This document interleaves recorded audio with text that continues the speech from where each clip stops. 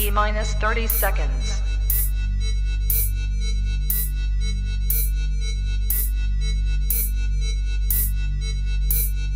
T minus 20 seconds.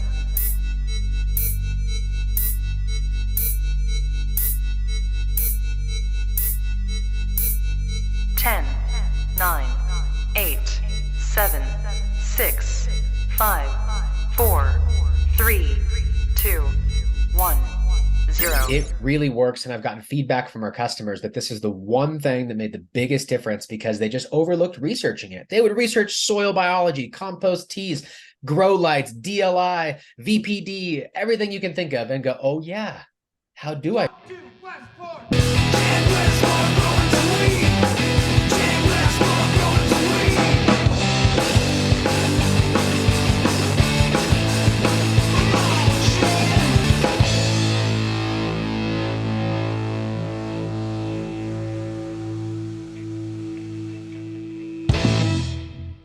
Hey everybody, Chad Westport here, and we are back with another edition of Just One Thing, and that's where I go out into the grow community and talk with experienced growers about just one thing they think all new growers should know about. And we got a very familiar face with us today. We've got Jeremy Silva. I am stoked because there's so many different directions we could go here. But first of all, how are you doing today? I'm doing great. Thanks for having me on. I'm just at the office today. And it's really nice weather. It's a great day. So I'm feeling relaxed for our time together right now, which is great. Good. Well, I appreciate, taking time out of the middle of the day because I know you're very busy. But let's get to it. What is the just one thing you think all new growers should know about?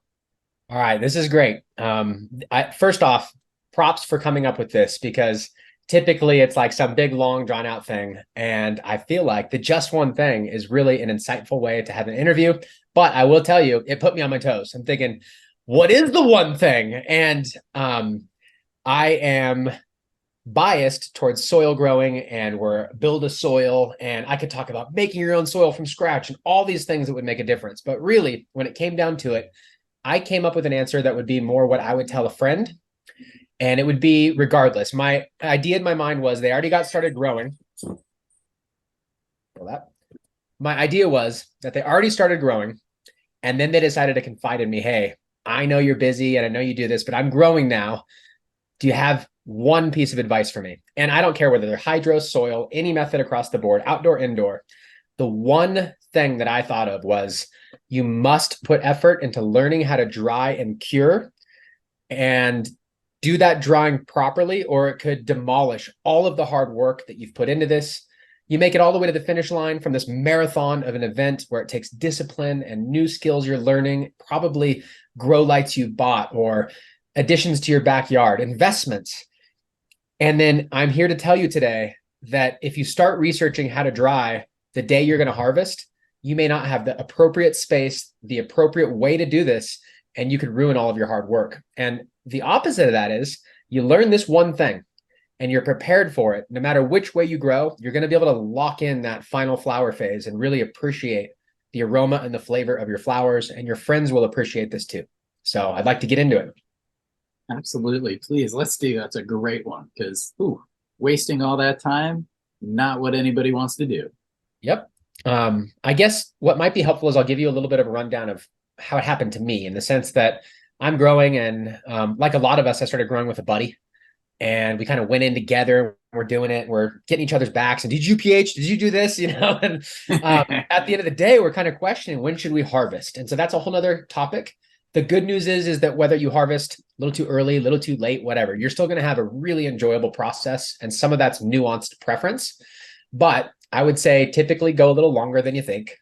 You're going to want to prematurely harvest when you're brand new. And when it's time and you've harvested, what we weren't sure of is, do I trim it wet? Do I trim it dry? Then how long do I dry it for? And what's this curing thing mean? So I started reading articles. And back then they were all over the place. Right now, I would say that it's 99% of us agree with dry trimming only, and that wet trimming is kind of a faux pas, like it just ruins things.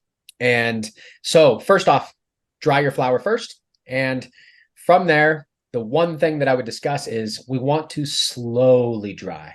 And when I was researching, I read about the DJ short method and all these different processes. And he would like dry, and then he'd take them into paper bags, half full, and roll them down and dry from there, and eventually do the final tuck into the jar. And that stuck with me because it did slow the process down into a couple phases. And what I realized is if you're a brand new grower and you just go out there, they're going to sell you some drying net, which I would never recommend. You put your flowers in it, it kind of crinkles them. And because of that, you end up cutting all the flowers off the stalk and putting them in there, and they dry like that. And that ruins it. We want a slow dry. So when they dry too quickly, then we go, oh my gosh, put them in the jar. And a lot of times as a new grower, it feels like they've dried too quickly, but there's actually moisture still on the inside. And you put it in the jar, that moisture rebalances and it smells like hay. Worst case, mold. Best case, a little hay smell. Best case, it comes back out of it. Or you're growing GMO or something that just literally doesn't care how you, like it still is stinky. But most flowers, they have these volatile terpenes, terpenoids. They have these odors that, just like anything in life, takes some finesse for it to be the best quality. And so we want it slow. And so what I've learned where I live here may be different for you as far as the one thing goes, but I'm in Colorado and it's very dry out here. Yes. So if I cut a plant down and I cut individual flowers off or nugs, they will dry within 3 days. And the goal is to go 14, 15, 16, 18, like 2 to 3 weeks on this slow dry. And what I'm telling you is that you're going to research drying and curing. I believe they both take place during the slow dry. Now, there is some benefit. Some genetics will have a different, maybe more preferable experience after 30 days in the jar, but I've never found one that's better in a year. This is a shelf life thing where I prefer fresh. I love outdoor, but since it's once a year, I do indoor as well because I always want something pretty fresh. And I tend to like them really fresh. Some genetics I have a preference for after they've been in a jar for a while. But when I first started, I thought unless you had it in a jar for 30 to 60 days, it was going to magically transform into something better. And it was always like this unobtainable, like I'd smoke it all before the 60 days. And I'm like, man, had I just kept it in the jar, it could have been the best ever. I haven't found that to be true. And I think when you do a 14, 15, 16 day dry, it locks in the jar and there's no burping required. The moisture is dead set, right in the right zone. And this happens through a simple process. And a lot of people online have called it the 60, 60, 60 or 60, 60, 16, I forget. But essentially it's 16 days, 60% humidity and 60 degrees. And I think you could do 15 days, you could do 17 days, right? But the 666 is kind of memorable. And so when I've taken it that long, it seems to be the best. And so when you go to dry, what I typically do in Colorado is I want to hang the whole plant because it's so dry out here. So I chop it, I hang the entire plant. And a lot of times I'll do that inside another grow tent so that there's no dust on it and then it can be dark. And I'll have a fan that does not directly hit the plants, but will move the air around gently within that environment. And I'll be monitoring it. When you first harvest, if you put a lot of plant material in a tent, it can go above 60%. So you'll want to open the tent door, exhaust the air a little bit.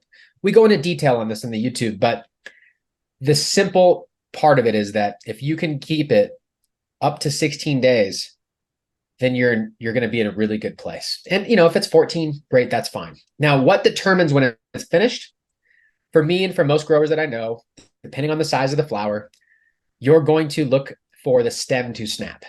And typically what that means is you'll grab it and it'll just bend. And then around 12, 13 days, you might get the smallest ones to kind of snap and some are still bending. And around that 15, 16, sometimes it goes 20 days. And you might actually have to drop the humidity just a touch on some flowers to get it to fully finish. But once you're past that time frame, it's safe. And it's so slowly dried that all of the odors and the flavors stayed on the plant instead of off-gassed. And then you'll hear this, just a little bit of a brittle snap in the stem. That typically is the point where it's good. And I'm comfortable right when the smaller ones start to snap, because sometimes it takes me a few more days to actually trim if there's a lot. And it's up to you. But in Colorado, what I'll do is a lot of times if I know I don't have time for another week or two, I will actually take big tubs and I'll cut the individual branches to fit in there nicely. I'll put the lid on and I'll put it back in my same drying tent at that same environment, because it's not in a jar yet, but now it's condensed together. It's unlikely to flash, have some hyper dry or where it's over dried. And it's ready for me to grab a tub and go trim. And that 60% humidity, if you think about it this way, it sounds wet to most people when they first hear of drying flower. But inside the jar, when it's finished, arguably it's between 58 and 62%, somewhere in that range where some people have a preference for a little moisture feel. Some like a little bit crispier breakup for rolling or whatever they're doing. But it's right there in the middle at that 60%. And that gives you good control. Now, if you're new and you don't have control over all three variables, I would recommend across your entire gardening, at every decision you have to make, we would like you to look for the weakest link. Focus on that first. So if you're thinking, man, I can keep it at 60%, but it's 100 degrees, temperature is going to be pretty bad. And now all of a sudden humidity might need to be lower because we're trying to avoid mold.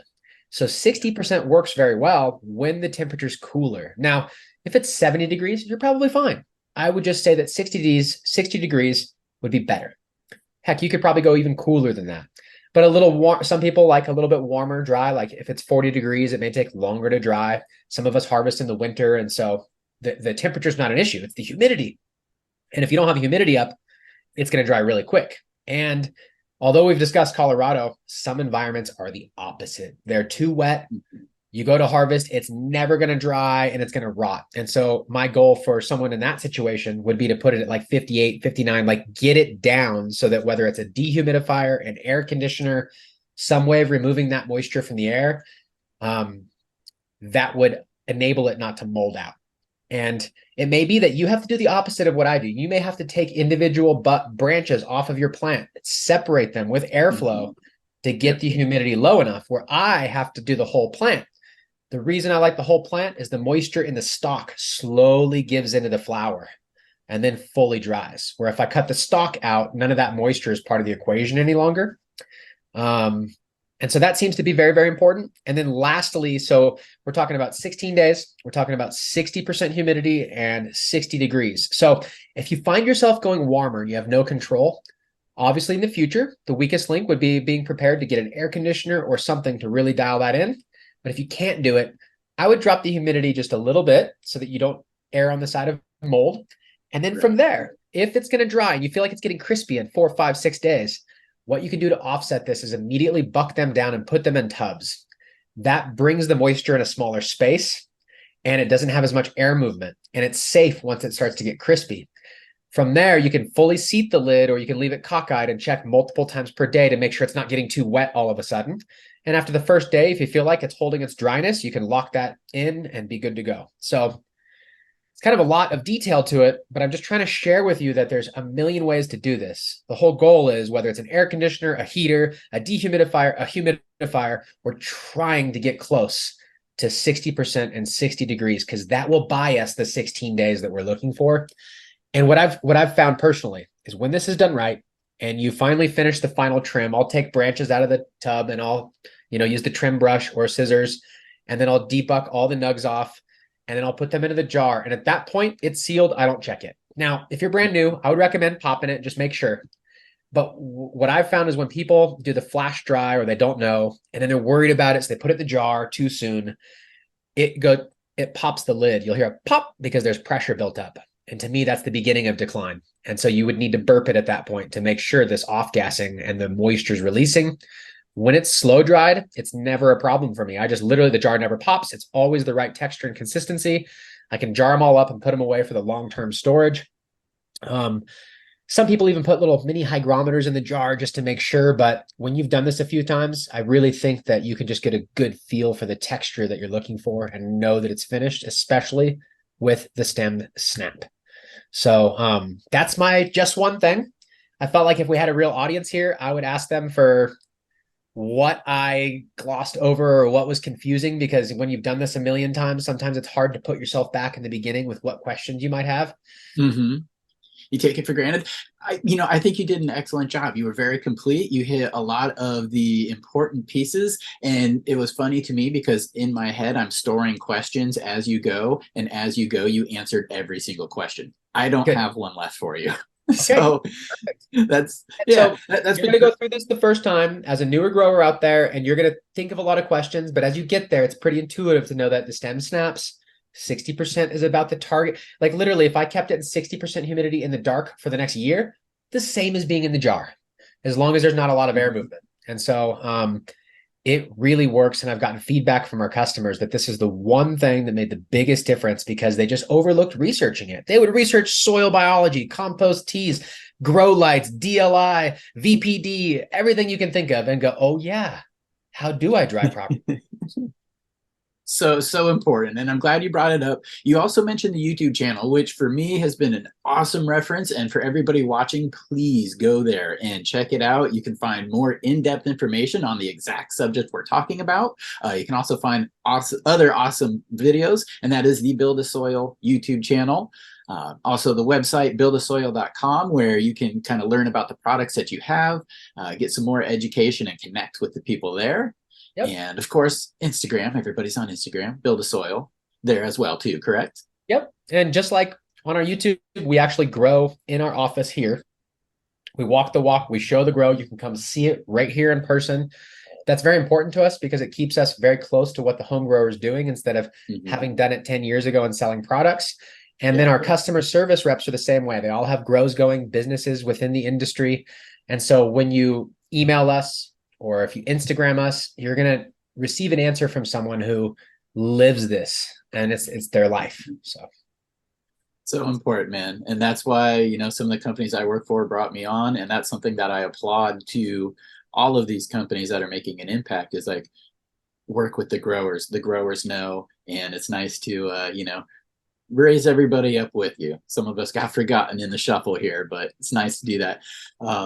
You know, you know, this has been a great episode. I appreciate it. Thank you very much for your time. Yeah. Since I do have you though, take advantage of it. If you had one tip for the soil growers, there's something that's just important for you. You don't have to get too deep in it, but soil is your specialty. So if there's one parting message you can leave for all the soil growers or the budding soil growers out there, what would that be? Really, the mission of Build a Soil is to teach people to build a soil, not just buy it. And so I would say, if you haven't done so, if you're a soil grower, check out our Take and Bake or make notes from it and give it a go at making your own potting soil from scratch. I think the connectivity to that and the results that you'll get are second to none. There's something very special about freshly made potting soil that's never been in a bag once it's mixed versus the best I can do even shipping it to you. And so I would say that'd be a huge advantage to look at. And then as I'm nursing my cut lip here, I'm thinking you should also do jujitsu. It's helped me a lot. Yeah. It's unrelated. So I do love it myself, actually. It's that mental chess. It's trying to think 3 steps ahead and not being the biggest guy in the world. It's a small man's art. So I do enjoy it. Very true. And I find a lot of correlation in the garden because it's just something I'll never master. I'm always learning. And it seems like this plant that shouldn't know anything about me has taken over my entire life, and I'm basically serving it. So yes, indeed. Well, hopefully you find a better training partner next time. Yeah, I know. Guy's a big guy. That's okay. Yeah, all right. Well, again, thank you for your time, Jeremy. I hope you have a wonderful day. And everybody watching out there, take care and remember to party on. Later. See ya.